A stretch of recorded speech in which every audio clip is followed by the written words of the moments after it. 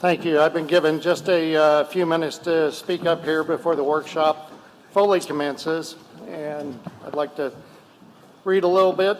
Citizens of Mount Airy, thank you for coming out this evening to the Council and Planning Commission workshop concerning the Beck property or the proposed Mount Airy Crossing development.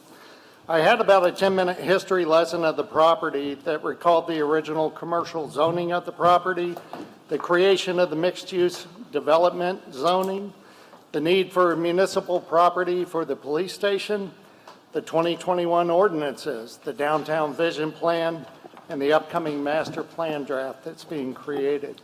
This morning I decided it was everything those residents attending tonight did not need to or did not want to hear. It was a bit patronizing on my part and frankly water under the bridge. It sounded way too political for a small town mayor and not the me that you elected to get through some turbulent times in our town.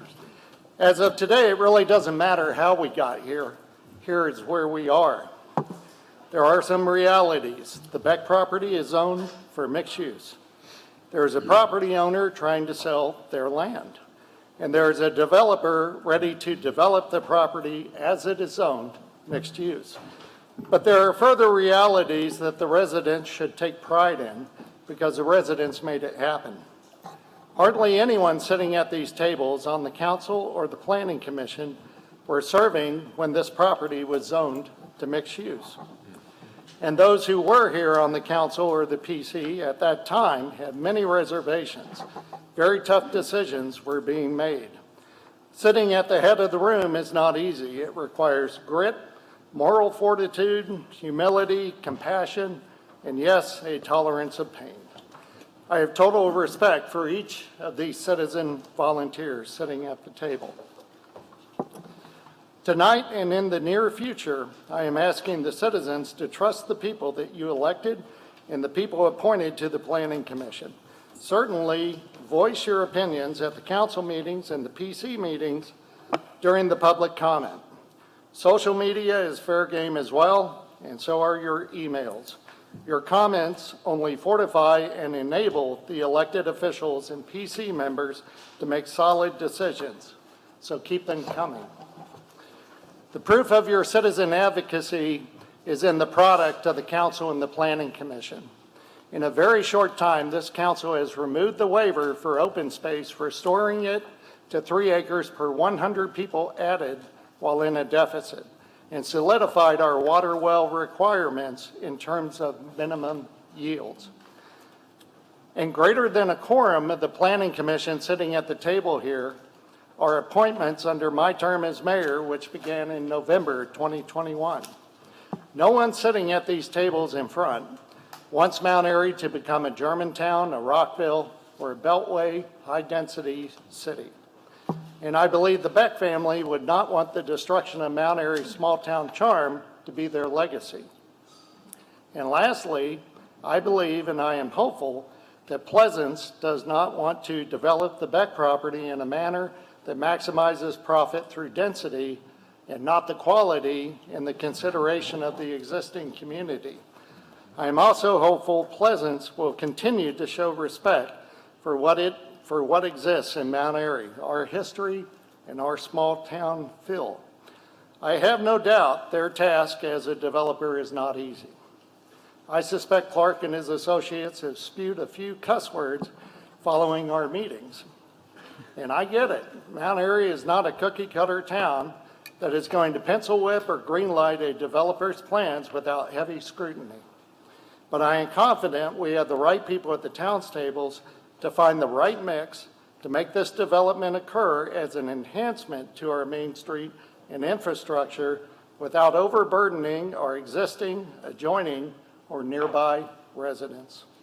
I ask our citizens to keep attending, keep participating as able, and have faith in those you've elected, those persons appointed, and the town staff that supports them as they make these critical decisions. All right, thank you, Mayor Hushauer. Thank you. Good evening. To set the expectations for this evening, Mayor Hushauer, Planning Commission Chairperson Ralph Gent, and myself will collectively run this meeting per the agenda provided. I will ensure all potential speakers have their allotted time per the agenda to speak. There will be no additional time provided, regardless of if we are ahead of schedule, and I will be the timekeeper for all speakers. We are fortunate to have Colleen Riley as our recorder for this workshop, and she will make a record of all questions or concerns that go unanswered by the applicant. Those questions will be sent to the applicant formally in a list via email no later than close of business on February 20th, 2024. The town shall request a response regarding all unanswered questions from this evening no later than close of business March 5th, 2024.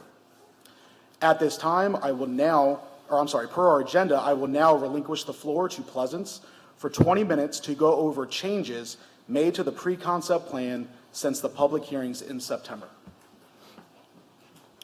Thank you, Mr. Council President. I just want to introduce our team real quick here. Going from my left here is Ron Beck, representing the Beck family as the property owner. Nick Dribbin is our traffic consultant with Lenhart Consulting.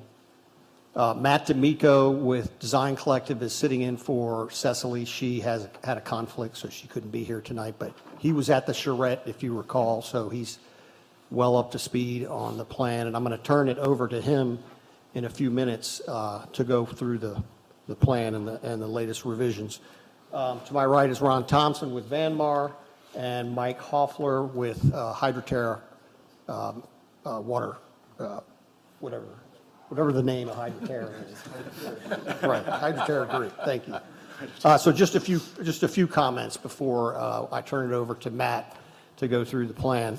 One point I think that we all should remember is that the pre-concept sketch plan is not the time for the APFO testing to be done on this project.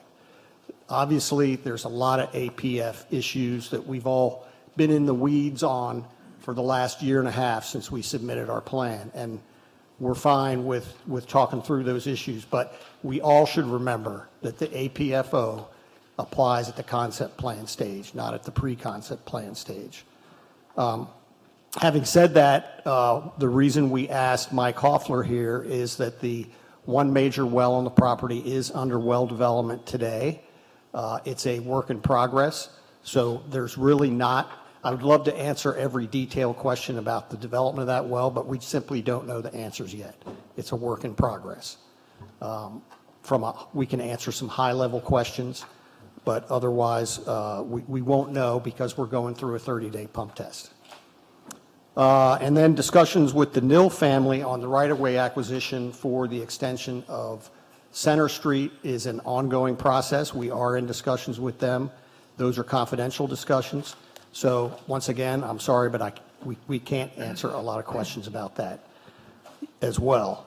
I do want to make sure everyone understands that the plans that we've submitted and are presenting tonight meet all the requirements of the MXD zone as revised. As you know, the MXD zone over the last year has gone through multiple iterations, and it meets that zone and all of its requirements today. It also meets the new open space requirement. As you also know, the open space requirement was also changed after multiple iterations. So with that, I'll turn it over to Matt. And did you get the pointer?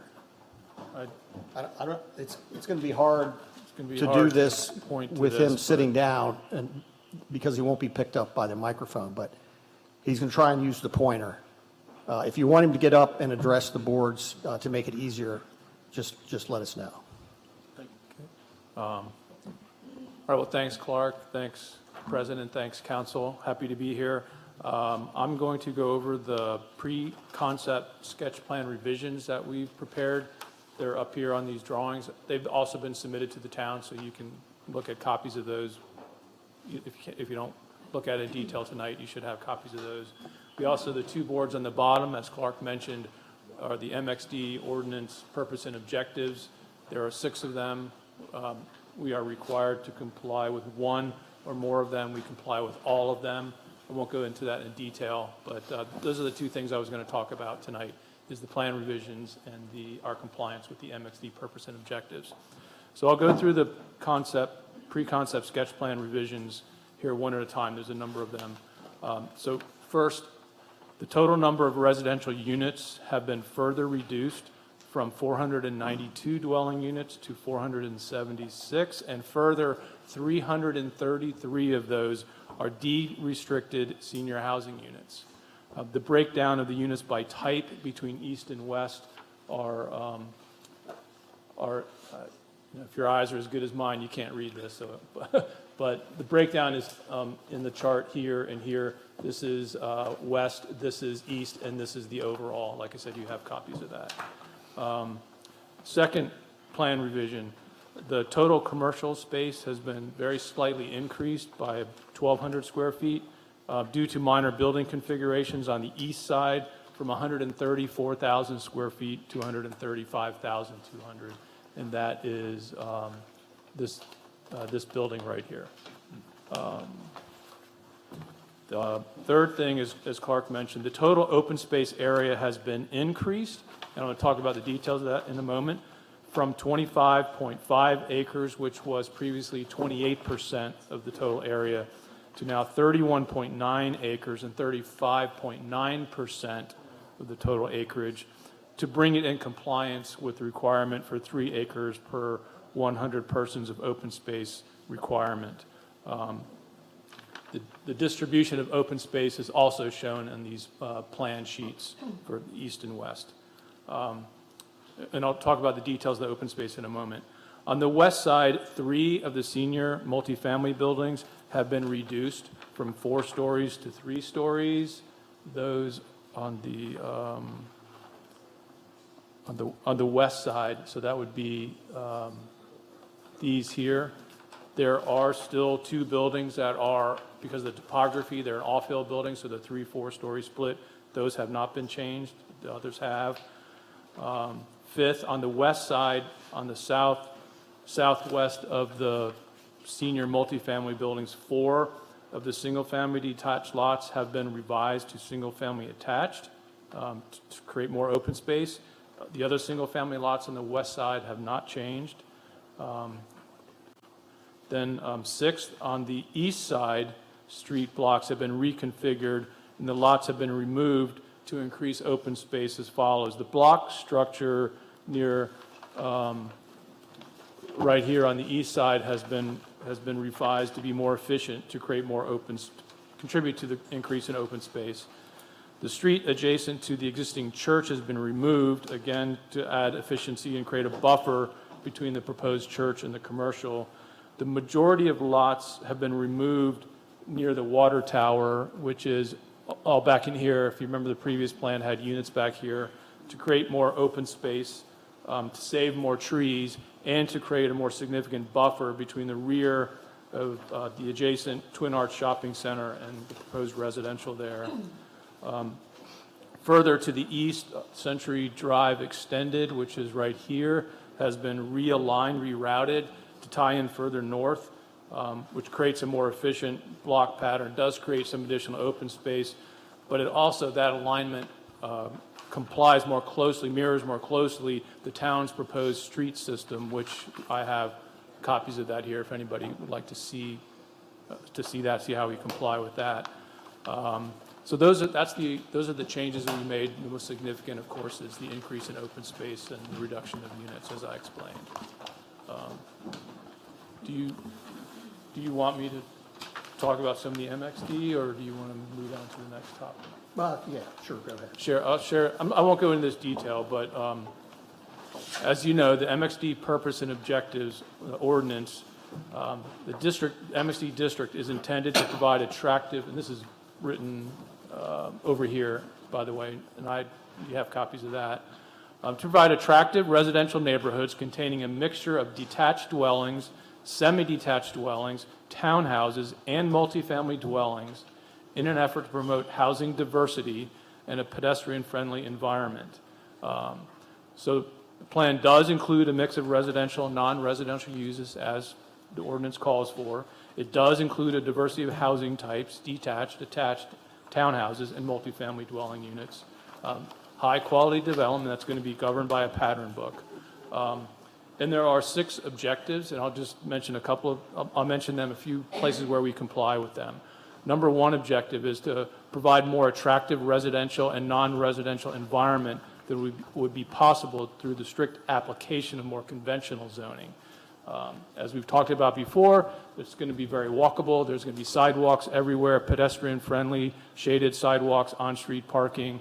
Garages are located in the rear where that's practical so that there aren't as many cars, on the street and crossing the sidewalks to make it more pedestrian-friendly and safe.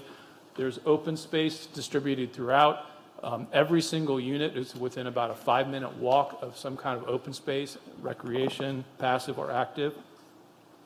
The second objective, encourage harmonious and coordinated development of sites consistent with the existing natural features, bicycle, pedestrian, and vehicular circulation and compatibility with surrounding uses. So the plan has a preservation of a lot of trees, preservation of a lot of natural areas. As I mentioned, a high degree of walkability, safe streets for walking and cycling. It includes the completion of Center Street per the town's master plan, and compatible with surrounding, existing single-family and existing older neighborhoods. The third objective, encourage development that is of excellent design and architecture with a mix of uses that will create synergy, efficiency of design, and an increase in walkability. As I mentioned, there's a diversity of housing types. There is senior multifamily units on the west side that's going to be walkable to retail, office, and the park. There are, as I mentioned, architectural standards for the, governed by the pattern book, of which will include a diversity of architectural styles and elevations. The architecture is intended to be consistent with what's reflective and you see here in Mount Airy.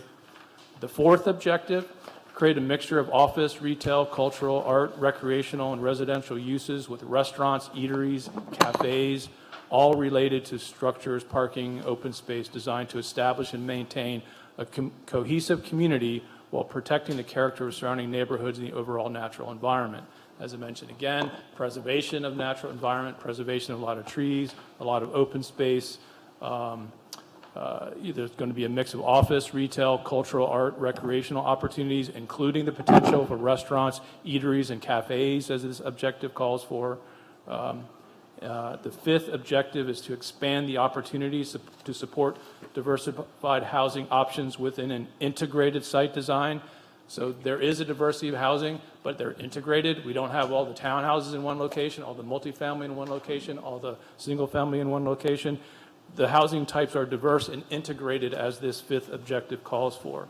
And then the last and sixth objective is to encourage development of sites that promote and support a diverse artistic and possible cultural entertainment area that creates a community with live work space. Certainly the commercial district, commercial uses that are contemplated here would provide for the opportunity for that. So although the MXD calls for, the objectives, one or more of the following objectives are sought in the MXD project. We feel like we comply with all 6 of them. So that's.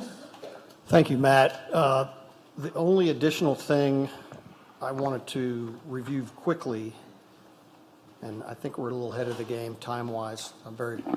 You're at 12 minutes, 30 seconds. Okay, thank you. Good job on the time. No, that's okay. We submitted a fact sheet, and so just to review that really quickly, the way we calculated the population for single-family detached and single-family attached non-senior is 2.75 persons per unit. The senior housing is 1.5 persons per unit. That's the apartments. And the non-apartment senior housing at 2 persons per unit. So that, for the 476 units, brings you to 949 population. And that's, as Matt mentioned, 333 of the 476 units are senior, 143 are not. It's also worth mentioning, in terms of single family versus multifamily, 316 units are single family, either attached or detached. 316. So the 160 multifamily, we think is very efficient because that occupies a small part of the site and allows us to maximize open space.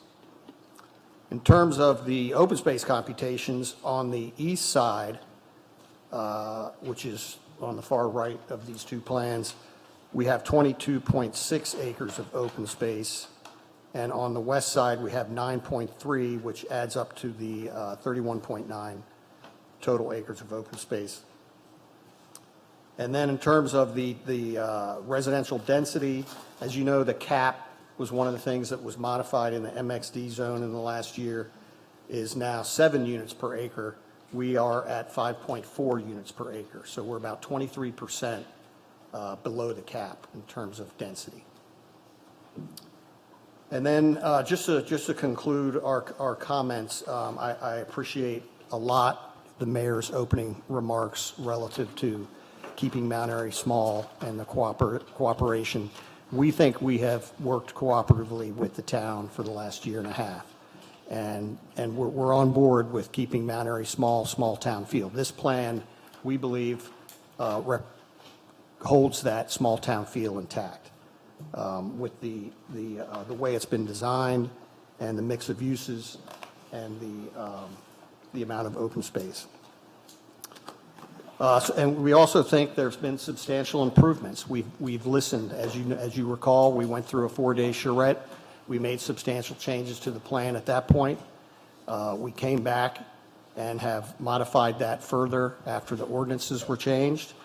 The water resources ordinance was changed, the open space ordinance, and the MXD zone. And we think we have a better plan. So with that, we're open to your questions. I would like to field the questions so that I can send them to the right first base, third base, or second base type of thing. Thank you. All right, so it's 4 minutes and 15 seconds, so thank you. The next portion of the agenda will now move on to the council. There will be 35 minutes allotted, and this will provide each town council member 7 minutes to go over any questions or concerns they have regarding the proposed pre-concept plan. These questions or concerns can be directed to the applicant or town staff. I will advise that some questions or concerns may be repeated more than once by the council, but it's important to get them on the record. Each council member will decide if they would like their questions answered directly or if they want to use their 7 minutes only to get all questions or concerns on the record. If time permits, I will allow the applicant 2 minutes or less to address each council member's questions or concerns immediately following their allotted time to speak. Does that make sense, Clark? Okay. So we will now begin, and I will start with the council portion of the agenda. Can you keep my time for me? All right. So thank you for your time. The first few questions and comments I have will be regarding the deed restriction for senior housing, language clarifications, and overall project design as it pertains to our town's code. Currently, there are 333 dwelling units in the proposed plan that are senior housing deed restricted. While this restriction will ensure the owners of the unit are 55 and over, I would like to see the deed set a maximum occupancy for each unit, as well as a stipulation that all persons who occupy the unit must meet the 55+ age requirement. This will ensure no occupants residing in these units will impact our school system. The development summary lists 85 senior housing rear-loading villas and 51 front-loading villas. What is your definition of a villa? Attached, detached, duplex, townhome? Which description would you give a villa when it pertains to our town's code? On the west side, you state that 3 of the 5 multifamily buildings have been revised from 4 stories to 3 stories, and that the other 2 remain a 3/4-story split due to site topography. Is this topography natural, or will this topography exist after the grading process? My opinion, topography should not dictate the number of levels or be an excuse to add additional levels in excess of our town code. I would now like to address some concerns from the development team's written responses from the Beck Property public hearing.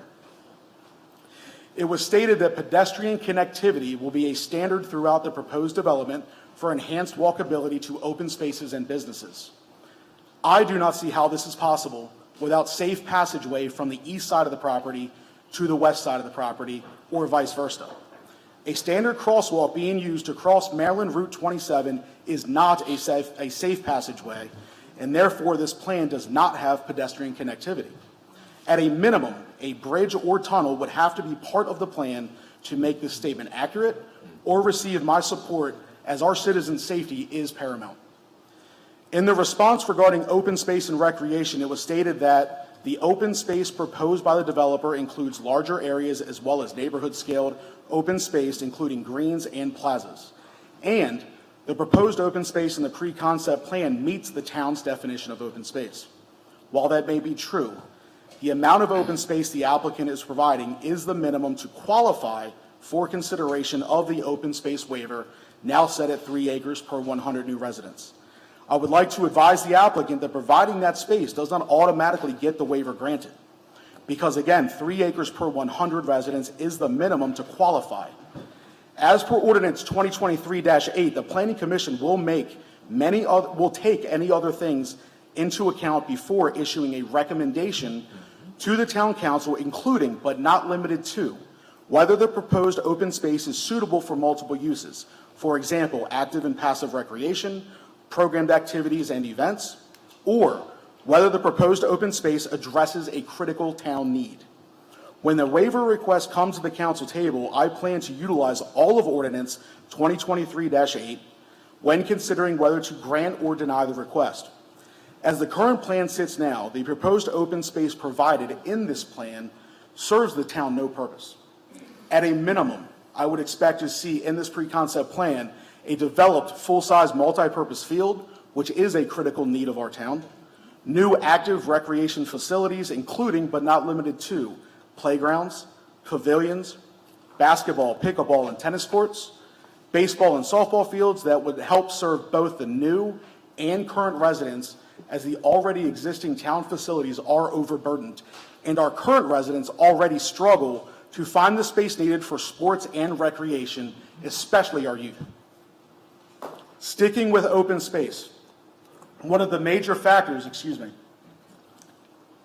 in determining the amount of open space necessary in a new community is the total amount of new residents that community expects to bring in. The proposed plan has 476 total units for a population count of 949 new residents.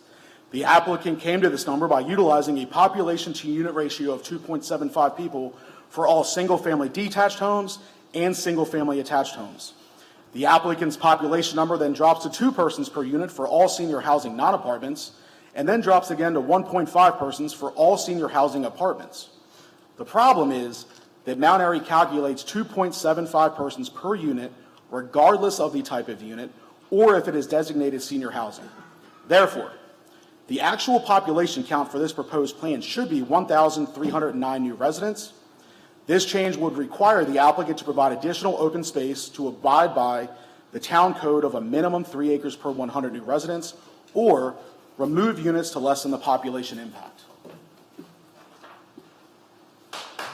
Due to our time restraints, the final questions I have this evening will be in regards to water usage for the proposed development. The new proposed plan has an estimated usage of 100,000 gallons per day for water and sewer. What is the plan to meet this need? Of the 5 wells tested on the Beck property, only 1 is suitable for the town to accept as a municipal well, due to it possibly meeting our minimum requirement of 75,000 gallons per day.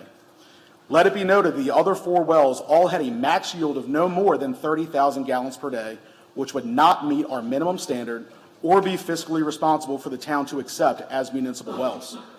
Both the previous and existing developers have stated that 100% of the water needs will be provided as part of the development, and this development will not impact the town's current water source. With that being said, and the fact that there is no allocation for water available in the mixed-use category, I am extremely concerned that there will not be enough water to support this proposed plan. And while I do understand this needs to be proven in the concept plan phase, I would expect some sort of an idea on how this major issue can be solved before approving any pre-concept plan.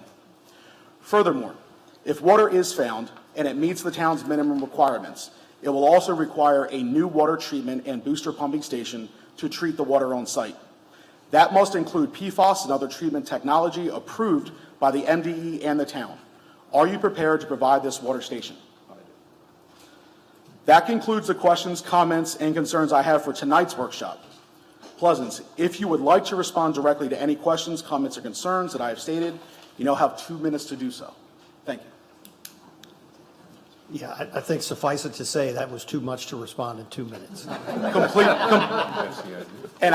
Unless you want to give me another 20. I ended at 6 minutes and 59 seconds, so that's why some of us will have to roll through. And that's why we do have Colleen recording, and we can get you these questions in writing via email. I will say, since I entered into the water issue earlier, that our preliminary well development tests are showing that we will have more than enough water for the project. Okay. All right. Now we will move on to Councilmember Demoter, and you have 7 minutes, sir. All right, thank you. At the last charrette, we were given the promise of an award-winning mixed-use development, and I think much progress has been made, but more work is needed to achieve this vision, as the current plan, in my view, does not fully achieve the objectives of our MXD ordinance in an authentic way for the town of Mount Airy. I think there's a need for some strategic recalibration of this plan. So what do we want? What do the citizens want? So if you roll back the tape a year and a half ago, I listened to my constituents and I did my own analysis, and what I got out of that was, I think our citizens are looking for realization of mixed-use development on the west side that implements the vision put forth in the Downtown Vision Plan, with all of the positives, all of the best design features that can be leveraged for MXD that it has to offer. However, on the east side, I think our citizens are looking for MXD development more like what they are used to and comfortable with, and what our town is made up of. That is, more single-family homes on quarter-acre to half-acre lots, consistent with our bedroom community feel and design that has drawn so many people to our town, and for which our citizens have sacrificed for in order to live here. This approach to me is readily achievable. Our MXD ordinance provides broad design flexibility. To me, there is nothing that prevents you from creating this revised vision. Let me give you my main takeaway for tonight. This plan is out of balance. There's too much senior housing. And to set this up, let me go right to your Mount Airy Crossing website where you're promoting the development. And you say on there, striking a balance. You say our plan is balanced between a mix of uses, offering a blend of senior housing, single-family homes, and boutique shopping. This plan is not balanced. It's 70% senior housing, and the entire east side is senior housing. This is not harmonious with surrounding neighborhoods. Further, of this 70% senior housing, less than 8% by my count is senior single-family detached homes. So especially for the east side, this is high-density housing under the guise of MXD. My next point, the most enjoyable thing I get to do is to spend time with our seniors as a council member of this town. And what I heard from them just last week is that this plan does not embrace and design for multi-generational livability. Multi-generational living can be in the same house or in close proximity in the same neighborhood. National policy states that when multi-generational living is intentional, it is associated with better health outcomes, decreased loneliness among older adults, and better educational outcomes among children. You, the developer, play an important role in building housing that can accommodate multiple generations. Please do not miss the boat on this. I want to move to traffic, and I again want to set this up by quoting from your website. You state that you're following the same guiding principles as our master plan, creating walkable centers, establishing open space amenities, and promoting complete streets. My first responsibility as an elected official is to provide for the safety and security of my constituents. You are choosing to develop this property, which has Route 27 running right down the middle, east to west. In your plans for Route 27 improvements, as part of making it signalized, you state it will also incorporate quote-unquote traditional pedestrian signal technology. This will not achieve an acceptable level of safety for our citizens, nor will it achieve a fully functioning MXD in terms of walkability as promoted on your website. Clearly, more work is needed here to include state-of-the-art crosswalk smart technologies and engineered walkway design approaches. I want to move now to open space. Again, you are choosing to develop this property at a time when we have an 80-acre deficit of open space. It is not simply the amount of open space, but the locations, the quality, and the amenities associated with the open space that come together in an optimized way to provide a high quality of life. My question is, where are the amenities in this plan? There are some blocks of open space, but there are no purposely designed town plazas, no water features, no art installations, no ball fields, no pickleball courts, no event stages or amphitheaters as pictured in our downtown vision plan, which you said you were going to recreate. In reviewing your plan against the open space guidelines as part of our code dealing with the open space waiver determination process, I don't see a robust case for granting of such a waiver. So my question is, what amenities and qualities of open space will you add to this plan in order for your waiver application to be most competitive for obtaining a favorable waiver determination by our Planning Commission? Experience-driven mixed-use environments appeal to people's desire for connection in a post-pandemic world where residents are increasingly drawn to environments that reflect their communities in an authentic way, layering culture, history, and activities for a better experience. Let me give you some closing thoughts. I truly do appreciate all the progress you have made. I appreciate your attention to following the process. My philosophy as a councilman is this: good enough isn't good enough. Only the best is good enough for the town of Mount Airy. So I look forward to reviewing a revised plan that is harmonious for the town and the citizens of Mount Airy and fully achieves the objectives contained in our MXD ordinance in an authentic way. Thank you. Thank you, Councilmember Demoter. Pleasance, if you would like 2 minutes to respond, you have some. Okay. I'm going to offer it to you after every time. It's you can pick and choose. You can anything you'd like to do. I think our answers can unfortunately be the same. Okay. Councilmember Munder, you now have 7 minutes. All right, thank you, Council President. I would like to thank the citizens and the development team for coming out tonight and hear us out. So I will begin. First off, I do agree with the things that have been said before me by my council mates. So I will repeat some just because I have them.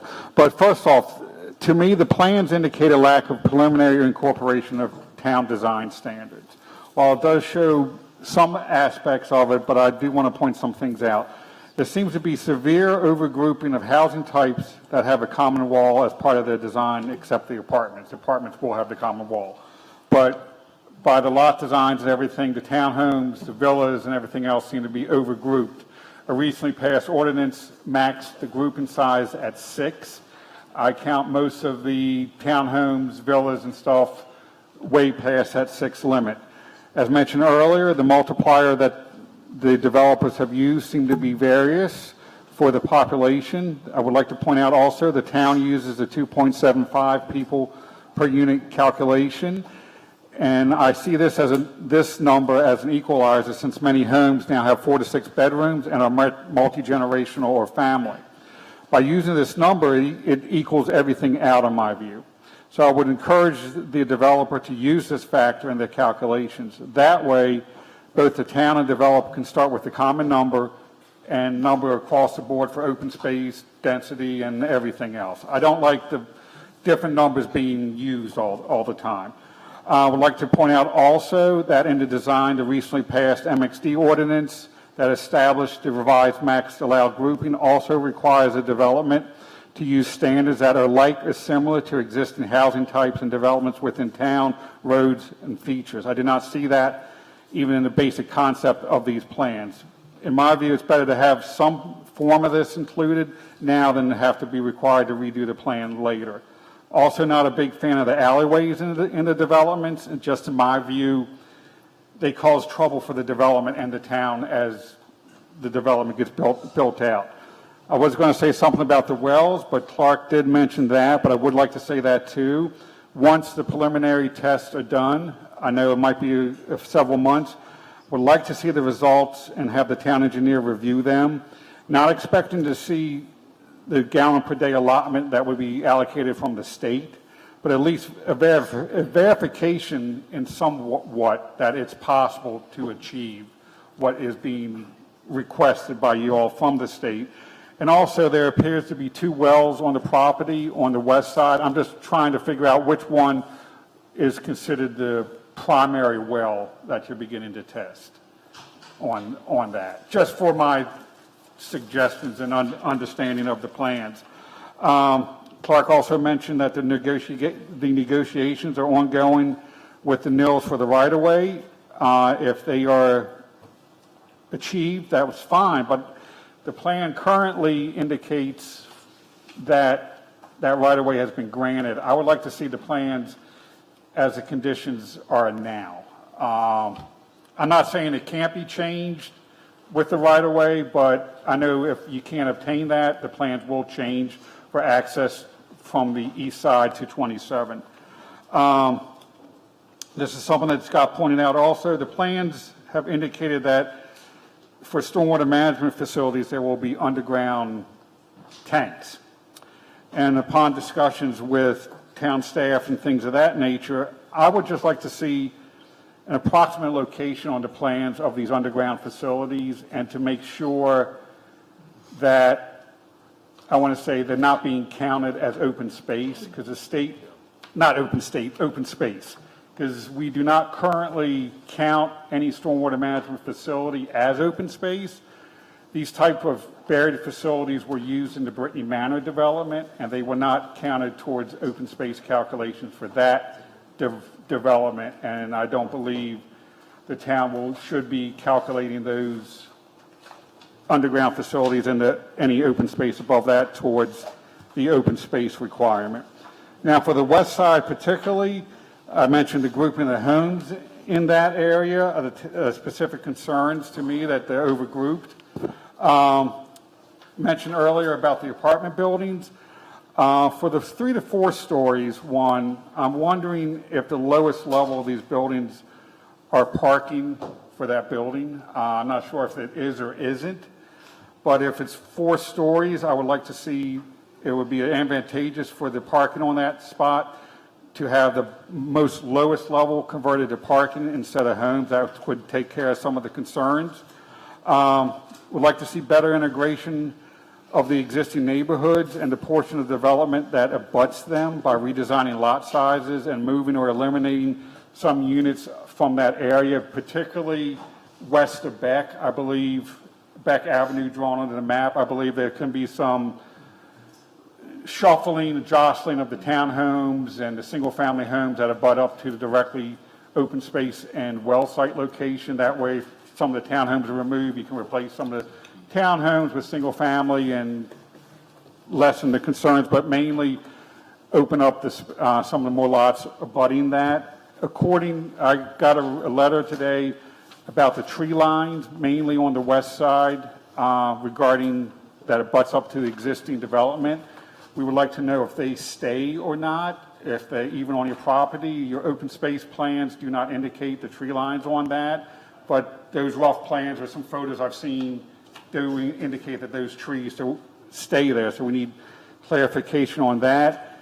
The pedestrian safety crossings at 27 need to be improved, and that grade's not going to work, so I believe the plan should indicate something on that where a potential above or underground crossing would go on, so we make sure that the plans incorporate that, even if they're not included now, for future use when it is included in it. Better to, they say, the what-ifs to make it less troublesome later. It goes on the border of the trees to the west side. Hold on, down, vision plans. What is traffic? Also, some better traffic calming measures along Beck and Center Street, mainly roundabouts. The east side concerns for Councilmember me. Munder? What was that? I'm sorry to interrupt you, but that is 7 minutes. Oh, shucks, man. In the effort of fairness, I'm going to have to. Yeah, now I'll do it. Just I'll talk to them quietly or give them the things. But just I know it's just one thing in the I'm going to, Councilmember connectivity. Munder, I'm going to have to move on to Councilmember Okay, Evans now. no Just, problem. just to be fair for everybody. I can answer a couple of those simple ones. Sure, so, yeah, you have 2 minutes to respond to anything you wish that he just said. So the comment that we have more than 6 in the attached buildings, we don't. I think you're reading the plan incorrectly.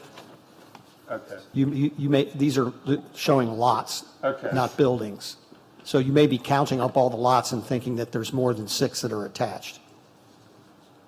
Okay, but okay. I'll Okay, talk to you. What I would like to see the plan show then. Okay, later. Sure. Okay. And then I do not believe we're using underground stormwater tanks. If, if they are used, they would be for quantity control in commercial sites such as under a parking lot. Well aware that we cannot include stormwater management facilities, either underground or even surface, in open space computations. They have to be subtracted out. And then you saw I had a couple areas where I didn't even include the open areas as open space for that.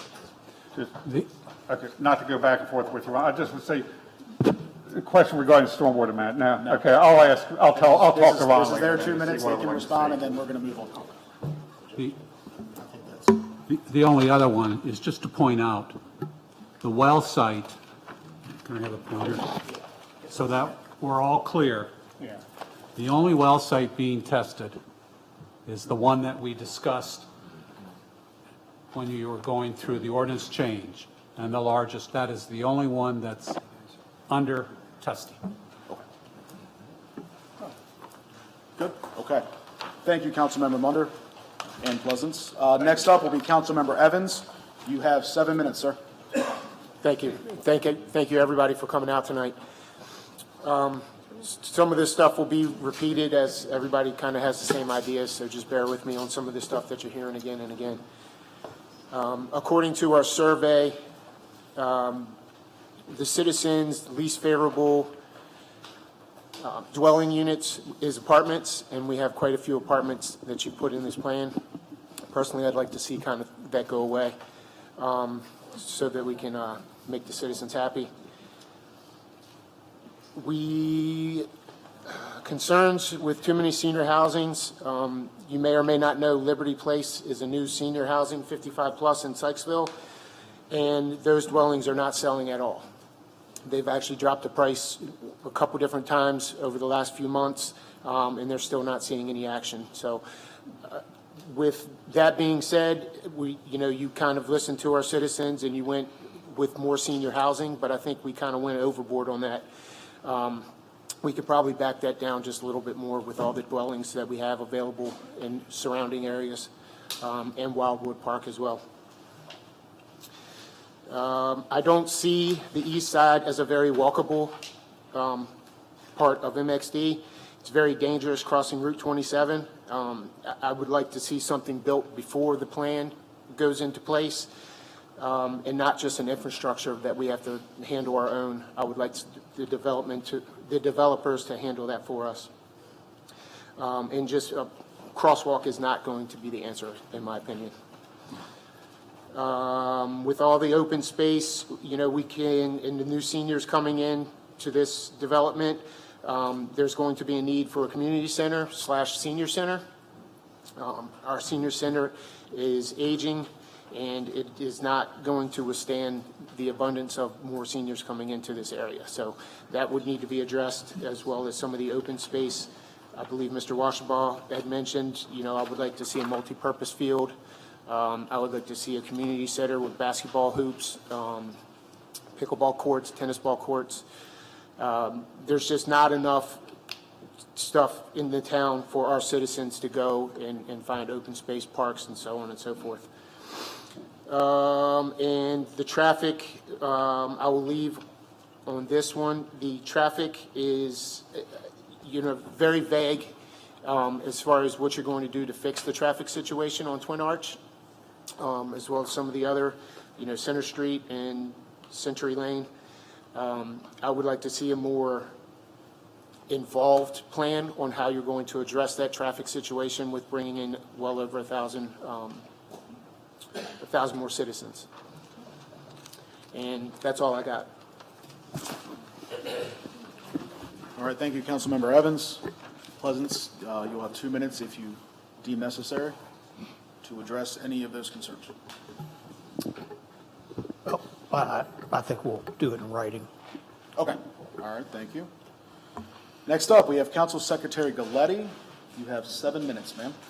Okay, first, I want to finish Councilmember Munder's little thing here, because I'm not going to do a whole speech of what I think, and I kind of thought we were going to do back and forth, so I'm going to give you guys a chance to answer some of my questions. But what he had left on here is he'd like to see continuous open space on this side, be not, which side doesn't say? East side be not broken, divided by a group of homes. This allows for one true continuous ribbon of forested open space. The open space plans indicate the existing tree line on the east side. Is there a way to show what the tree line would look like after the site development is completed? Other general considerations. He'd like to see active adult housing options spread throughout the project instead of concentrated in one area. More information on how the active adult housing would be verified and complied with once the development is completed. Kind of goes with what Council President said.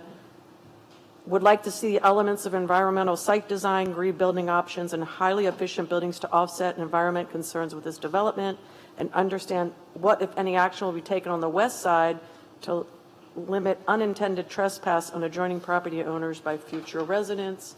So what Councilmember Munder said in his closing statement, it seems that many of the concerns, questions that were provided here tonight follow many of the same concerns with the latest proposal for this property, and he hopes that the developer has listened to them and will incorporate them into any revisions if they can. He would like to again thank everyone that has taken time to attend the workshop, and contact him if you have any questions.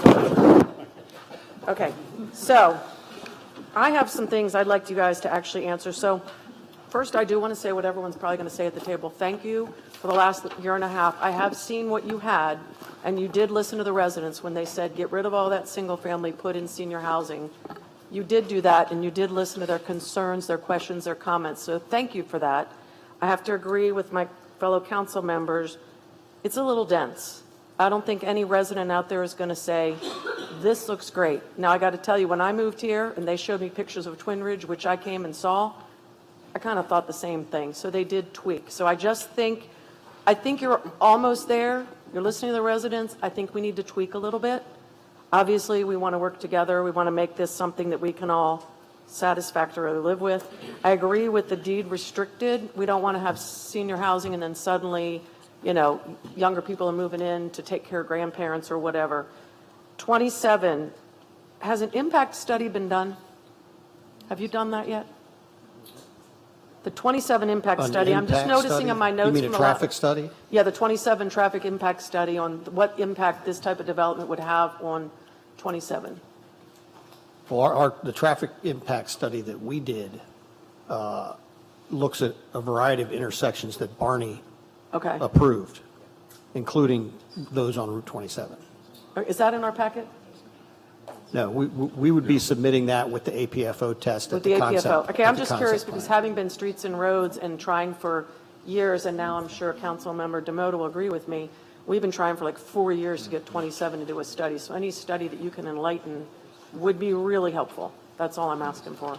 That would be a Because- concept plan. Okay. Pedestrian connectivity, very important. I know you got to do something there, but another light on 27, so you're hitting it at Twin Arch, TJ Maxx, then you're going to hit it again there, and then you're going to hit it again at North Main Street. I get that, because I know, talking to the SHA people, that does slow down the traffic flow during town, but I just think it's going to be a nightmare. So hopefully you'll come up with a conclusion to that. And there's no way we can have citizens, residents, anybody, I biked it, crossing that. It's got to be a bridge or an underpass, because walking across that is just I would never vote for anything where I had to do it because I've done it and it's a hazard now. So with more housing and more people, I get nervous for the kids and the families. Field development, because that's where I come from. Thank you for still agreeing to deed that municipal green space to the town along the rails to trails. I just think some kind of developed fields would be good so it doesn't just turn into some overgrown, whatever. Just if you could think about that, because you and I have talked about that, possibly making it a full-size field that could be used. So if you want to jump in on your opinion on that, that would be great. Well, the only thing I would say to that is that during the charrette, we got opposing views of how that space should be used. I agree. And I heard that. our answer was, we'll give it to the town, you guys You figure it out. Hey, I think that if you made that a full-size, multi-purpose soccer, lacrosse field, I don't think people in town would disagree with that. And I think it's better for you than what I wanted, which was a fully lighted 90-foot diamond baseball field with bleachers and underground dugouts. So I think just a full-size, multi-purpose. I think you and I are meeting somewhere in between, hopefully, on this field thing. So if we could talk about that, would be great. And then the preliminary well test. My question was, when would that test data be provided to the town? But obviously, that's some time out, and it will go to Barney for analysis, correct? Correct. Okay. Hopefully quicker than my traffic circle. I'm not bitter about that at all. And then a couple more things. You might not have the answer to this, but so you do have on there, ... What if Mr. Nill, which he's done that to this previous council before, come in and just walked up the podium and said, no. What if he says no? Do you have a plan B for that access? We have to put the road on our property, On his property? on our property. On your If he property? says no. So if he says no, can you put your pointer up there? If he says no, which again, I'm only saying this because he's done that to the previous town council. He came to the meeting and said no. So if he says no to that whole road, you've got to bring it in, which is going to knock out some housing and buildings, correct? Okay. So that would be the plan B, which might solve the density issue. And then valid questions on the water, the pumping, and the filtration station. Hopefully you'll address that in your response, because I think every person along this table is going to ask you. One thing I want to add to that is not just PFAS, because that's on our mind, any future contaminant remediation that we don't know might come up in the next, because this is what, a 10-year build out, right? In the next 10 years, we might find out we have chemicals in our system statewide, just like has happened with PFAS. So I really look forward to your response to, are you going to make a filtration station and get all that so that we've got the ability, because right now we need to get our water good for the people we have now, okay? So, and open space, I like how you changed it on the east side. That's nice. And added the central greens on the west side. But I'd also like you to consider, I think one time you had on there, maybe you'd build a gazebo, like a gathering place with some stairs where we could have bands and, kind of meet the whole purpose of MXD, where you have central, did you have that on a drawing? Well, to address the open Real space. fast, I'm sorry to interrupt, Council Secretary Galletti, that is your time at 7 minutes. Okay, so just address that, and also, how would they walk to TJ Maxx from the east side? Thank you. So you have 2 minutes to respond to. Okay, I was just going to take on the open space question, because I think Mr. Demoter hit that as well. At this level, at the pre-concept level, we really aren't to get into the weeds on every little gazebo, every little tot lot. We can give you examples of what we're going to provide, but that's simply not at this stage of design. That comes at the concept plan stage. Right, I get that. I just think it would help the citizens get more buy-in if they could see what it is that you could provide in the future, that's all. I think we can do that, yeah. Okay, thank you. All right, thank you very much, Council Secretary Galletti. At this time, we're going to go ahead and take a 5-minute break. The time is 8 o'clock. This workshop will commence again at 8:05. Thank you.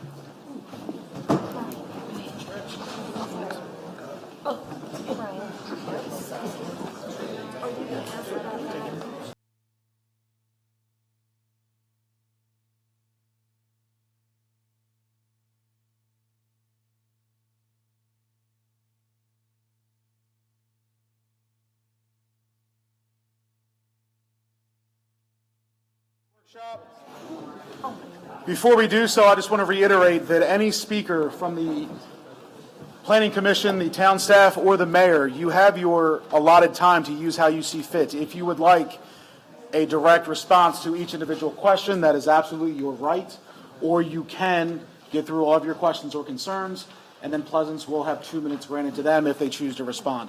How you choose to spend your allotted time is absolutely up to you. With that being said, we will now go to our mayor, Mayor Hushhour.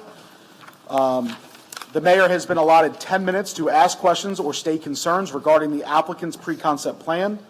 As was done for the council, if time permits, I will allow the applicant the opportunity to address the mayor's questions or concerns in 2 minutes or less.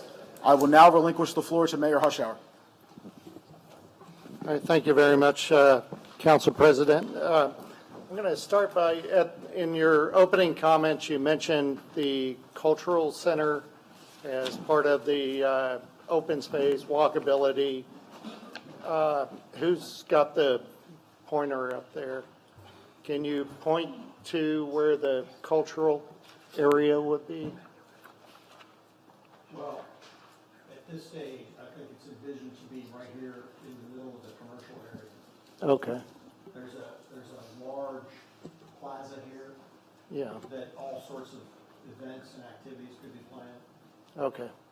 All right, I appreciate that. I'm glad you were able to point at something, but I think it needs to be defined in the plan where that cultural center is going to be. And if it is going to be over on the west side of the property, it raises the question of that walkability. You're developing the entire property on both sides of Highway 27, and this town will never have an opportunity again to get people from the east side to the west side and the west side to the east side on foot or on bike than with this property. So I'm hoping, and the council members all kind of brought it up, something needs to be depicted on your map that shows either a tunnel or a bridge. I'll leave it up to you, but this plan needs to depict something that even if you can only get us half the way, or if you can get us 3/4 of the way, we need something on a drawing that allows us to go to State Highway and show that there is an intention to put through some sort of a pedestrian tunnel. I don't think a crosswalk is going to work. It doesn't work at the existing intersection up on, was it Watersville Road or prior to that? I mean, it's very important that we're able, as a town, when you go up in the drone and look down at the town, that walkability from the east side of 27 to the west side is critical to the plan. The other thing is, with the completion of Center Street, what we don't want to do is kill our Main Street. So we want to make sure that incorporated in the plan is a sense that this is, Center Street becomes an avenue leading to Main Street. And I think that can be done with signage, and it may be things that we have to look at down the road, but we have to make sure that Center Street does not kill Main Street, that it enhances Main Street. So this is kind of more for the citizens that are out there, and something that kind of paints something that you'll just have to be dealing with in the future as we go through this. Certainly the town is aware that there's more issues than have been brought up at the table. We're concerned about school capacity. If we start reducing the senior housing, that's more people in the other housing, and that means that we got to look at school capacity. And the town will, as we go down the road, and make sure that our schools stay adequate. And that could be something that comes into play as this development progresses. The factor of how to calculate population has already been brought up. I would recommend that Pleasance get together with our staff and we nail down exactly what it's going to be. Every development up till now has been 2.75 residents per unit. And I see you shaking your hand. shaking your head, which is fine, Ron, but I'm telling you, staff and you need to get together and figure out exactly what that number is going to be and how it's calculated. We are concerned about the traffic, but I know that comes in the concept stage. But even then, I'm telling you right now, there's already issues. It's already issues on Highway 27. It's already crowded. So we're going to have to address that as time goes on if this makes it through the pre-concept stage. I want the residents to know that we haven't forgotten about the fire department. We do have an initial memo from them. We know what they're thinking. We know what their concerns are. As the mayor, and as any council member who ends up deciding that they're going to do this again, we have to be aware of the things that are coming in the future. We have to be aware of things like, and we hate to say it out loud, but I'm going to do it because I'm not going to hold it back from you. Harrison-Lashire is up there. We know it's looming, and we know that something's going to happen up there as well. Probably be after we all get thrown out of office, but we do have to take a look at it. We also know that our police department was formed and is great, does a terrific job for us, but they're incredibly expensive. We pay for the quality, and we do have quality, and that's great. But with the increase in population, there's an increase in that need to provide at least one extra officer, and we still have to build a police station in this town. So we got a lot to consider as we go through this development. Now, what I will say that hasn't been set up here yet is that we know that there's impact fees that come with development. We know that there's money that comes into the town because of development. But what we're not willing to do, and I don't think the residents are willing to do, is sacrifice the small town charm, the small town feel, in order to get that revenue. I appreciate the fact that the revenue will come, and I'll tell you as a mayor who's been through 3 audits now, it's getting tight. We have spent our way through a lot of reserve money over the last 15 years, and it's getting tight. So in order to keep everything going, we have to find creative ways to get that done. And thank goodness we have a staff that is able to get out there and get the grants to allow us to keep getting the amenities that we like, such as rails to trails and things like that. So I'm getting a little bit off track, but I want you to know that the council, the planning commission, the staff, and I are looking holistically, you like that word? At the entire town. We want this development to enhance the town.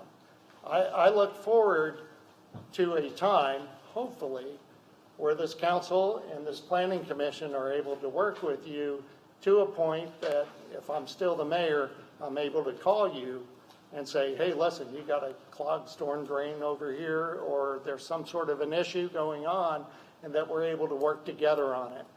We're just not willing to become a beltway city in order to get it done. So thank you for your time. All right, Pleasance, you have 2 minutes if you'd like to respond. Make a better response in writing. Okay. All right, next up on our agenda will be town staff. So we now have 20 minutes allotted in the agenda for our town staff to ask questions or state concerns regarding the applicant's pre-concept plan, as was done for the council and mayor.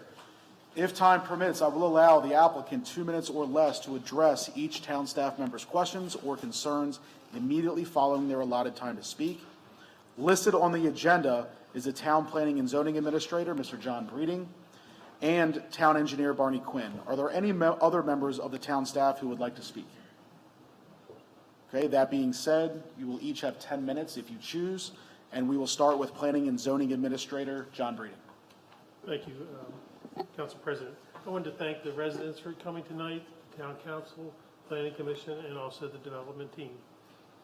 Most of my concerns and thoughts have been talked about through the Town Council already.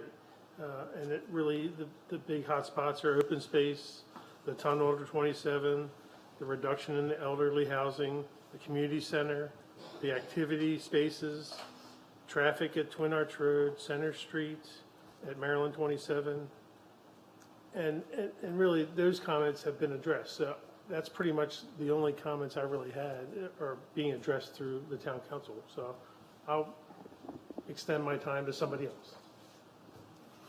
Well, that makes it easy, so we will now move on to our town engineer, Barney Quinn. Thank you. So APFO, I've done some, we all have done some, our own analysis, looked at your analysis. I have things a little more in detail, but I do realize that that's looked at concept stage, so I'm not getting into too much of the details on that right now. I will talk about the tunnel or bridge option. When you reference the Saber-Wang study that was done a few years back, they looked at pedestrian crossings from Maryland 27, and to me, I think the most important thing for a rail trail is to minimize your elevation change. And the going south on 27 for a tunnel seems to do that. So that's where I would look to emphasize going in that direction. In saying that, the tunnel not only is a key connection between the rail trail on the east-west side, but it's also for the east and west development. And it would be very simple when you look at the elevations to just put in several flights of stairs and connect the two. But I think it's very important to make this a critical design element to make sure that the grades work. Make sure that you're starting near the elevation of 27, close to 27, and your mass grading kind of works away from 27, not having a significant change that exists today. So I think mass grading is a very important consideration. Like John says, a lot of the other things I've looked at have already been addressed. I will say there is, I don't think I've heard it yet, the rate of development. Right now, there's a 24 unit per year requirement in the code, and you're at 470 some units. Seems to me that would be a 20-year development. I think your plans indicate a 10-year development, so I'd like to see how that's going to be addressed. Other than that, that's about all I got. Anyways, okay. All right, thank you very much to our town staff. We now have 40 minutes allotted for this portion of our agenda, where each planning commission member will be allotted 5 minutes to ask their questions or let their concerns be known regarding the applicant's pre-concept plan. As was done for the council, mayor, and town staff, if time permits, I will allow the applicant 2 minutes or less to address each planning commission member's questions or concerns immediately following their allotted time to speak. I will now relinquish the floor for the next 40 minutes to Planning Commission Chairman, Mr. Ralph Kemp. Thank you, Council President Washabaugh. I'm going to begin with Planning Vice Chairperson, Commissioner Hadley. Thank you, Ralph. Can everyone hear me? I know that we've talked about entertainment and things to do for the seniors, but I just had a question on the apartment level. It's your intention to have apartments or condos every single level instead of having a space in those buildings for the seniors to gather? At this stage, at this level of planning, we have boxes on the plan. So we don't have floor plans for the buildings yet. Right, okay. But speaking about senior housing, there has to be spaces in the buildings for seniors to gather. Otherwise, we're not going to lease any units. Okay. And so that program will be developed, and it will have those spaces. Okay. Is it your intention to market this to people, individuals, or to corporations for selling? Like the houses, will they become available to people, or like a fund, or where the people buy the groups of housing and then rent them out? Yeah, we are not building the homes, and so we would not be marketing them. Okay. Having said that, I'm not sure any of our communities today are, we have corporate buyers. Right. They're all individuals. Okay, thank you. It was previously mentioned at a meeting about the Knox boxes on the houses for the seniors. Have you had any further plans for those? We haven't, but we will look into that, and if it's a reasonable thing for us to, or our builders to provide, then we will. Okay. And on the plans, I know you talked about at this stage, you didn't really have a lot of details, but given that EVs are not going away, do you plan to have EV rough-ins in the houses or a spot in the commercial section for EV vehicles? That's actually a state requirement now. It's just emerging, so whether it's in the multifamily or the single family, those regulations are just now coming out. And I think everyone else has asked all the questions that I have. I will just make one comment about the density, especially right next to, I think it's Ridge Swim Club, that whole line there, right there. Address that. I think someone else is going to address that. Right, yeah, right there. I think I'm good. Thank you, Commissioner Hatley. Commissioner Butts? Most of my concerns have been addressed already by members of the council or the town employees. So I'm fine at this point. There's a lot of significant questions and issues, though, about the volume of the development that's being proposed and being considered. We have requirements on the speed with which we can add additional housing. And this current plan far exceeds that. Thank you, Commissioner Bida. Mr. Wagner, thank you so much for working with the town and the citizens to come up with another sketch plan. I appreciate your patience in working with us and dealing with all the comments, positive and negative, on everything. Appreciate that. Mr. Thompson, Mr. D'Amico, I appreciate the pictures that you guys have created for everybody tonight. And I appreciate the citizens of town coming out to listen to all of this. My question actually is about Route 27 and the future of that road. I have a pretty bold ask in that regard, not necessarily as far as a question, but I think that for the future of the town and the amount of feeder roads and all the accessory roads that are going in, I think that that road should probably be widened to 4 lanes with dedicated right and left turn lanes. And that widening should start at the end of Main Street, at the south end at the Harrison-Lashire intersection. I think what's going to happen, and what we already see it in town when there's a special event, that everything backs up.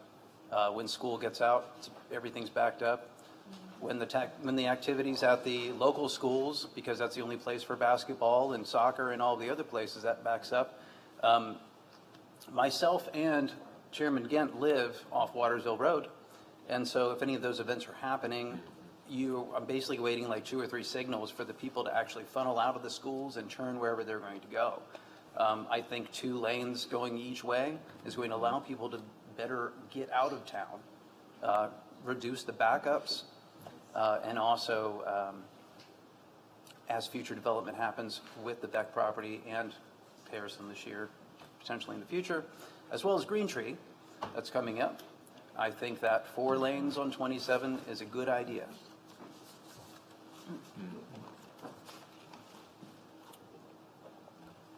Mr. Dryden, is that correct? So you did the traffic study, which I've been looking at here. Was the traffic study, you finished that in December of 23, is that correct? Was that the most current data? A draft of the To traffic that study, point, yes. that was the most current data, so that included Brittany Manor being completed, the Twin Arch intersection still being a D, maybe a D minus, maybe? in some aspects? I don't have the results in front of me, but it did include any background development. So we coordinated the scope of the study with both town staff and SHA. Can you hear me okay? I can hear you fine, yeah. Okay. Can everybody else hear? No. Okay. Okay. So we coordinated the scope of the study with town staff and SHA, and any background developments, which is planned but unbuilt development that's incoming, is included within the study. Okay. Did you, within that study, did you measure the traffic volume with like those little strings that go across the road and things like that? Yes. So our traffic study starts from existing counts, existing turning movement counts at intersections, and that's based on data collected in, I believe, November of 2023. It may have been December, but we have current data as the basis for the traffic study, and that will be reviewed by State Highway as well as town as part of the concept stage. Okay, well, thank you for that. There was the APFO that had some stuff from 22 in it. I just wanted to make sure that this was the current data that you had gathered. Yeah, our initial evaluation was done in 2022 as sort of a due diligence based on the original site plan, and we updated that to account for some of the tweaks and changes to the site plan, the senior housing, those types of changes, and we collected new data as part of the current study. Okay. And part of the study included the seniors, the ratio of seniors taking trips and things like that.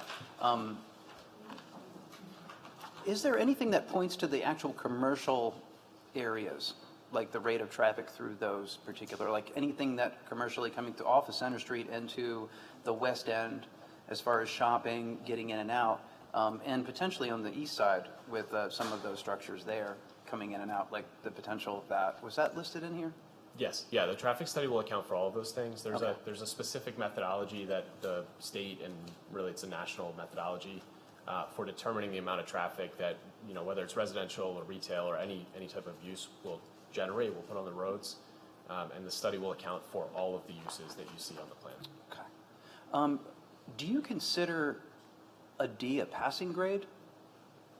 It For an intersection? depends on the situation. So the state has specific guidelines, and the state does consider, so the way intersections are evaluated, it's level service A, it's kind of like a school grade, right? So level service A, B, C, D, E, down to F. And in SHA's methodology, a level service D is considered to be acceptable. E or F would be unacceptable and would require mitigation. The town's methodology for intersections that are not controlled by the state requires a level service B or C, depending on the specifics. So it's dependent on who owns the intersection, which operating agency, and it's intersection specific. Thank you, Mr. Rabin. Commissioner Bita, you've hit your time I limit. hit my time limit. Okay, thanks very much. I appreciate it. Got you. Thank you. Commissioner O'Malley? Sure.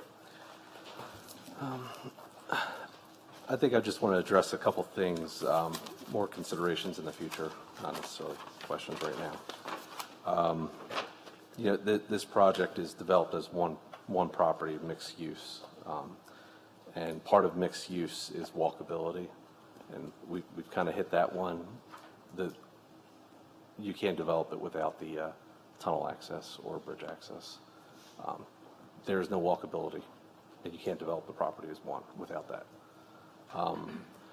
With that as well, when you do mixed use, you want options for people when it comes to food. It's one of the most common things people want to walk to, grocery and stuff like that. I don't know if there's any plans in the commercial for a small grocer. I think there was talks about before, or trail access or some type of to the White Shopping Center, the Twin Arch Shopping Center. People need to be able to walk to these things to make them vibrant communities. Again, it was kind of hit on the percentage of senior housing. I think it's not balanced enough. I think it's still too high. You kind of want to avoid tipping it too much in one direction. I think we can strike a better balance. The open space, I'm still concerned there's not enough of it. And again, we're going to be looking for the quality of that open space, whether it's providing indoor recreation, community center, sports fields, parks, playgrounds, water play areas, stuff like that. These are all things that we're going to be looking at. And when it comes to those, you have the open space that you're providing, but you have to be careful with your parking as well. So if you're going to create these spaces, you know, usually you minimize parking when it comes to mixed use for residents. But if you're providing these spaces, we need to make sure that they're able to park there. Where people are coming from out of the area or the rest of the town who want to enjoy some of the amenities, we need to make sure we do have parking for them. And that goes with making sure that some of the streets are wide enough. We need to double check that. You're adding a lot of senior housing. You're increasing the amount of fire rescue calls. It's just part of it. So we need to make sure those are wider as well and make sure we're checking on that. The other thing I had was, you know, I don't know if there's plans for it now with you guys or the town. We can work together with this. But in the future, if we need to upgrade the water treatment facility for town, I don't know if there's any talks or plans about creating an escrow account, and that probably future developments, including this one, need to start contributing to for the future, because we need to do a better job at planning long term, and, you know, including you guys as work partners with us on this, but in the rest of the town as well. I think most everything else was kind of addressed. I think that's it for me for now. Thank you, Commissioner Beineck. Thank you. Questions for you. So with with all of the building on 27, is there any plans on putting up a retaining wall of surround or some type of noise buffer that will eliminate? And I don't want any 95, 70 ugly barrier. Sound barrier, but I'm talking trees or something that is a line that is eliminating or muffling the sound of 27. 27 is already busy enough, and we're talking about adding an additional 400 and some units into this community, into Mount Airy.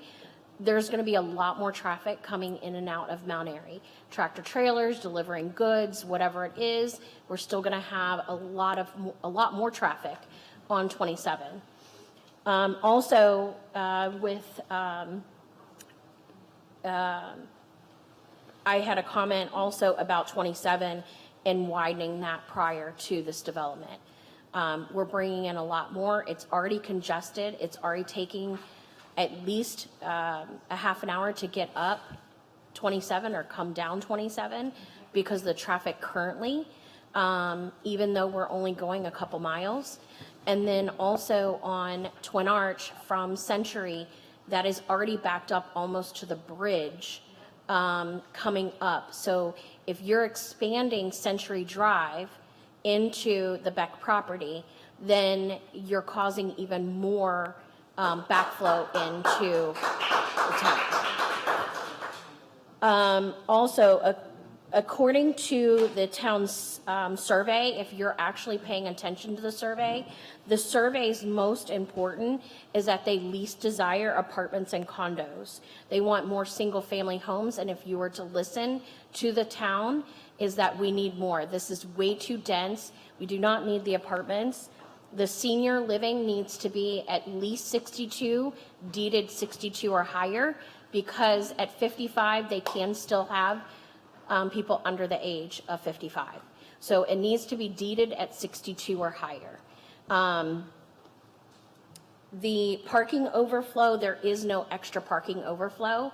I live in a townhouse community right now, and I'm still very packed and we have one extra space. So even if you have seniors having family over and they have several children or grandchildren, you're talking about a lot more cars coming into park to see their family member. And they shouldn't have to park in the commercial area, as that is deeded to the commercial area and not to the homes. Furthermore, our fire department has already received on an average of 240 calls per month for Lorien alone. If we increase in our senior housing here, this is going to put a major stress on the town of Mount Airy's fire department already, where we're already having to sub out our calls to Lisbon and other areas to take our calls. So putting in more senior housing with having the same adequate or inadequate of our fire department is something that needs to be addressed. And I think that is it for me. Thank you very much. Commissioner Wallace. I just have a few questions to start, and then I'll go with my comments, and these should be quick. So do the water projections include the commercial space? So are you including water gallons per day by just the homes, or are you also including water usage in the commercial buildings, like hair salons and things like that? They do. We are using the town-approved water rates for commercial, center, single-family, et cetera, homes. Okay. Thank you. And then on Beck East, that sloped area that's wooded, what, in its natural condition, what is the slope of that property, that piece of the property? Less than 25%? Less than 25%? Yes, it is. Okay. Because we measured to get net density. I had to subtract 25% slopes on the property.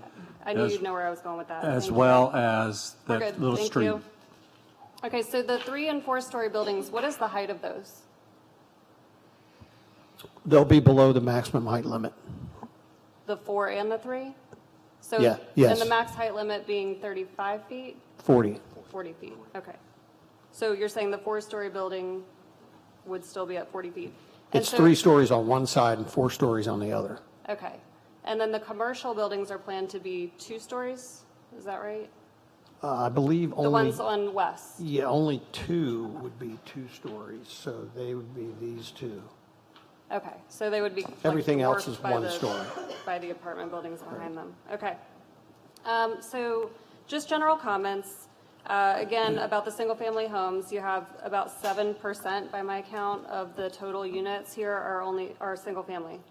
Also, the lot sizes for those single families are about half of those of the surrounding area. So I think that that's not in harmony. And then also here on West, you have a really odd mix of single families. Like if you look at the yellow and the peach, you have like single families stuck right in the middle of a set of multifamily or attached homes. So I think that that would need to be fixed. Let's see. Oh, in the traffic study, I mean, I'm just reading through here, and there seems to be there's a lot of language about assumptions. I mean, it even says, it is assumed, no major diversions are expected. Let's see, this improvement will fully mitigate. So how are you measuring that? Like, how are you saying definitively that these improvements are going to fix these problems? And I'm not going to ask for an answer right now because it'll eat my time.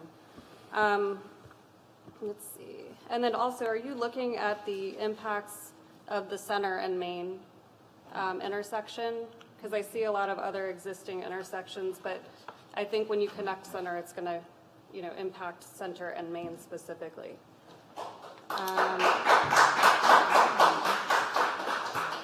And then also about parking, looking at the 3 acres for the town on the west side. I'm curious where people would park if that is to be turned into fields, if they would have to share parking with the commercial, and if that's even feasible. Also concerned just in general across the whole development, parking would be a concern. It seems like people would have to do a lot of street parking like we see in other communities like this, and that's both aesthetically not great, and then it's also not good for snow removal. So just kind of curious what the plan would be for that. And I have the same comments about senior homes and, putting a lot of senior homes on East and, being detached from the west side where, a lot of other things are happening, and, it just doesn't make sense to me at all. So that's all I have. Thank you. Thank you, Commissioner Wallace. I'll be the last on the Planning Commission. My first comment is to Mr. Wagner and perhaps Mr. Thompson with regard to the overall quality of these new revised maps. And I'll come at you from 2 perspectives on that, because this is the third set of maps, the initial set at the initial application, the revised set after the charrette, and then this set of maps before us. They have changed in their format and their depiction, and I'll address that from two standpoints. In our code paragraph 98-23C states that the open space on these preliminary plans must delineate 7 specific things for us to understand how you are depicting the open space. Those areas include environmental resource area, which is the area of a site that includes wetlands and submerged areas, slopes of 25% or more, and the historical floodplain. These areas are considered unbuildable land, therefore they cannot be deemed open space. There's no legend on your maps that give us that fidelity. So you also are required to show us the boundaries of all designated open space. I am led to presume that any green shaded code on the map is what you deem as open space per your legend, but I'm not sure of that. Again, I would urge you to give us that better fidelity. Recreation areas to be shown in the open space, I see none. Stormwater management facilities are to be depicted. Again, I see none. Green space is required to be shown on the maps, which is open space maintained in a natural, undisturbed, or revegetated condition, but could or should include a walk path or bike path to encourage connectivity and promote an added benefit throughout the community. Again, I don't see any fidelity to identify green space. The other aspect of the maps needing improvement is the point already made, I believe, by Councilmember Munder when the confusion over cluster amounts per our code, which has a limitation of no more than 6 dwellings may be attached in any one townhouse group per code 11237-2-H. And the response was, we're depicting on this set of maps the lots, right? Whereas before, the previous 2 editions showed us exactly the cluster grouping. So you see the confusion. So I would urge you to kind of go back to the fidelity we saw in the previous revisions, and it won't raise these kind of questions. The 20 front-loaded townhomes, I'm on the west side now, looking just north of the swim club. I don't believe those 20 townhomes front-loaded are in harmony with the adjacent neighbor called the swim club. That swim club has an area bordering those 20 units, which are widely used in this community for everything from swimming pool, birthday parties, family get-together, there's a covered pavilion, there's a playground. And what I envision in this plan is you're going to have 20 townhomes that back directly to that bordering fence overlooking the pool deck and that playground. Again, I don't see that as harmony. So please take a relook at those 20 units north of the swim club. I have concerns about the buffer between the proposed apartment buildings and other dwellings. My concerns encompass hiding exterior facilities, dumpsters, HVAC units, etc. If we go to the concept plan stage, you're going to have to show in the pattern books innovative exterior designs which would mitigate any such eyesores that have to surround apartment buildings. You have to have HVAC. You have to have large disposal facilities fenced or covered. So please, that buffer there just doesn't seem to accommodate those needed things. Councilmember Galletti raised this issue as far as walkability on the east side. And the walkability issue is, if I'm on that east side and I want to have access to the Twin Arch Shopping Center, I've got to get in my car, go all the way out to Century Drive, come back in, add traffic loading on Twin Arch, and then come in at either the Pancake House or later at the gas station. Why not propose a path for walkability between whatever residential design you have that comes in behind Home Goods? Maybe it has to kind of steer close to 27 and come in at the Jiffy Lube. I'm not going to get into how to do it, but we need to have something showing walkability and pedestrian access between that area and the existing shopping center. If I could have a pointer put on the east side in the very large center open space, right there. That is designed or to be dedicated, i.e. deeded to the town as open space, if I'm not mistaken. It's an area to be enjoyed by all the town residents. Yet I don't see any road design in there that allows for something called eyebrow parking or additional parking for those other residents who are going to come in and enjoy that area. So without that additional parking, you're going to have outside that community residents encroaching on the parking you do have planned, and those residents are going to be in conflict with other people who simply want to enjoy the town. So I'd urge you to think in terms of that perimeter lane, getting some kind of eyebrow parking. I refer to it as parallel parking, accommodating 8 cars or more in groups, so that other residents can come there and enjoy that space. I yield back to the council president. Thank you very much, Council Chair Mr. Ralph Gant and the Planning Commission. Thank you all for your thoughts. Pleasance team, do you want to respond to our Planning Chair's questions or concerns? Since we have till March 5th, I think we'll take that opportunity. Okay, all right. So the next 20 minutes we have allotted for our wrap-up.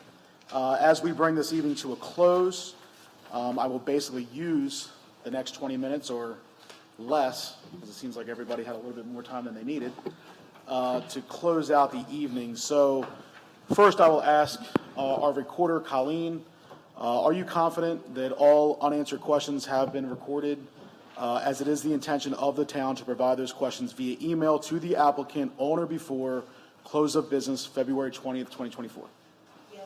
Okay. Pleasance, quick question. Do you feel your team would be able to answer or address all questions or concerns in writing to the town by close of business March 5th, 2024? We'll do our best. Okay. So the next step in this process is to determine whether a continuance of this workshop will need to be scheduled. I would like to ensure that all parties have ample time to review Pleasant's responses to all recorded questions and concerns brought to the table today. As previously determined, the applicant should have these submitted back to the town in writing no later than close of business on March 5th. The Planning Commission has a scheduled meeting on March 25th. By that time, the Commission should be prepared to give the Town Council their recommendation as to whether they believe a continuance of this workshop is warranted, and in turn, the Town Council will take that into consideration and vote on the continuance in the April 2024 Town Council meeting. Please be advised, if the vote is no and a continuance will not take place, then the Council will vote on the current pre-concept plan in our May meeting. I will also advise Pleasance that the date of March 5th obviously is not something that is set in stone. If you need more time, that is fine. It will push back those dates of those meetings, just so that we can ensure that everyone here who is a volunteer and does have a job does have time to review them very carefully before making that decision. All right, so now I will look to the mayor for final words, thoughts, and to close out this evening. Thank you very much, Council President. Thank you, Chairman Gint, for putting this together tonight with a form of a script to get us through this. I would ask the council members, if you prepared something in writing that you can send to Colleen, I'm sure she would appreciate it, to back up the note-taking that she has done tonight. I want to say thank you to the CMC, which is hiding back behind that wall over there. They put all this together for us this morning / this afternoon to make sure that this workshop went off. So thank you to the Carroll Media Center. Thank you, staff, for putting this together, in particular, John. Thank you for coming out here and getting all this together and making sure that we had bottles of water and name tags and everything that we needed. And thank you to the residents for showing up tonight. As I said in my opening comments, just having you out there helps us. helps all the elected officials and appointed officials to make good decisions. And I want to say thank you, Pleasance, for coming out here and putting all this up. As a mayor, it frustrates me that you guys do a lot of negotiations behind the scenes. I want the residents to know we're going to be as transparent as we can on everything. So I think it's been a very productive night, and I look forward to whatever becomes the next step in this process. Thank you. With that being said, I will also advise that the questions that, or the responses that we get to our questions will be made public. There will be a PDF that will be on our website, and I will also feel free to share it on Facebook and get it to as many people that would like to look at it. That being said, that will conclude this evening, and thank you everyone for coming.